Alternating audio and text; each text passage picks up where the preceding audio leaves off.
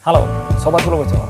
Kembali lagi, saya akan membahas sedikit tentang PSM Makassar yang baru saja bertanding menghadapi PSC Semarang di Stadion Jatidiri Semarang. Dan hasil akhir di pertandingan ini berakhir dengan skor imbang 1-1. Meskipun kita tahu di pertandingan tadi PSM Makassar sebenarnya sempat diberikan penalti di menit-menit akhir, tapi sayangnya Matthew Silva selaku algojo penalti PSM Makassar di pertandingan ini gagal melaksanakan tugasnya dengan baik, sehingga Matthew Silva tidak mampu membuat PSM Makassar unggul di menit-menit akhir babak kedua. Dan hasilnya tetap berakhir dengan skor imbang 1-1. Sayang sekali, tapi tentunya saya berharap teman-teman semua tidak menyerang Matthew Silva, karena ini adalah pemain yang punya kepercayaan diri tinggi, teman-teman. Tidak mudah mengambil tanggung jawab besar di akhir-akhir pertandingan, penentu pertandingan, tapi dia berani meminta kepada pelatih PSM Makassar yaitu Coach Bernardo Tavares untuk mengambil tendangan penalti ini, teman-teman. Padahal ini tugas dari Yuran Fernandes. Mungkin karena dia belum mendapatkan gol pertamanya bersama PSM Makassar selama bergabung PSM Makassar, jadi dia ingin membuktikan, tapi sayangnya dia gagal, teman-teman. Tapi menurut saya ini hal biasa di dalam sepak bola. Lionel Messi aja gagal penalti, Ronaldo juga gagal penalti, teman-teman, apalagi sekelas Matthew Silva yang bermain di Liga 1. Jadi nggak usah diserang karena kegagalan ini. Ini yang namanya sepak bola, kita harus menerima. Kadang ada seri, ada menang, dan juga ada kekalahan. PSM Makassar memang kurang beruntung tadi karena banyak peluang-peluang yang diciptakan oleh PSM Makassar tapi tidak bisa dimanfaatkan untuk menjadi gol. Ada beberapa gol juga yang diciptakan oleh PSM Makassar tapi dianulir oleh wasit. Nah, selain melihat hasil, saya juga tadi melihat permainan PSM Makassar yang cukup bagus, cukup rapi. Tidak banyak melakukan lombol-lombol. Ini pertandingan terbaik yang saya tonton menurut saya untuk PSM Makassar, teman-teman. Nggak tahu kalau menurut teman-teman semua, tapi menurut saya ini adalah pertandingan terbaik yang dimainkan oleh PSM Makassar, di mana formasi juga yang diterapkan oleh Coach Bernardo Tavares menurut saya ini formasi yang sangat cocok untuk PSM Makassar saat ini. 4-2-3-1.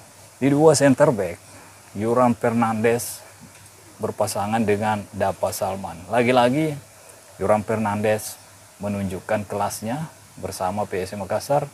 Pemain ini memang pemain yang sangat penting bagi PSM Makassar, dan tentunya saya berharap manajemen PSM Makassar tidak kehilangan Yuran Fernandes. Harusnya kalau kontraknya tinggal sedikit Yuran Fernandes perlu ditawari perpanjangan kontrak, kalau perlu butuh kenaikan gaji sedikit, teman-teman. Tapi kita tahu sendiri PSM Makassar juga tidak sekaya itu, teman-teman. Jadi tentunya kita berharap pemain-pemain yang memang penting di dalam PSM Makassar mencintai PSM Makassar juga. Jadi bukan hanya berbicara sekedar uang, tapi memang berbicara tentang loyalitas dan cinta terhadap klub PSM Makassar. Jadi kembalinya Yuran cukup berpengaruh di lini belakang PSM Makassar. Umpan-umpan lambung yang biasanya menjadi masalah besar di lini belakang PSM Makassar kini udah bisa diatasi oleh Yuran Fernandes. Meskipun juga tadi gol yang diciptakan oleh PSC Semarang melalui tendangan bebas yang berakhir disundul oleh João Victor Ferrari. Tapi secara keseluruhan lini belakang PSM Makassar cukup solid dengan adanya Yuran Fernandes di lini belakang. Begitupun dengan Victor Luis yang juga bermain cukup bagus tadi.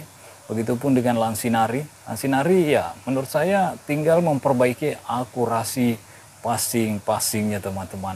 Karena dia cukup berani, cukup sering juga melakukan shooting dan melakukan passing long ball juga. Namun sayang terkadang passing yang dilakukan oleh Lansinari agak sedikit melebar atau tidak tepat akurasinya.